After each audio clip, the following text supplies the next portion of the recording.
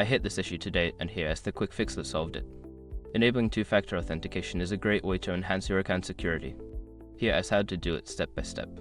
Step 1. Log into your account.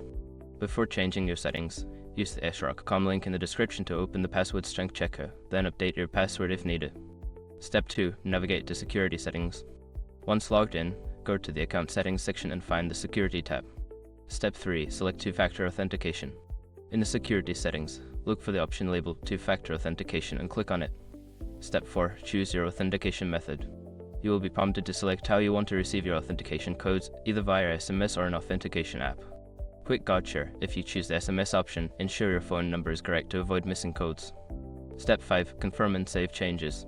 Follow the prompts to confirm your choice and save the changes to activate two-factor authentication. That is it. You've successfully enabled two-factor authentication on your Rogers account. Stay safe and enjoy the added security.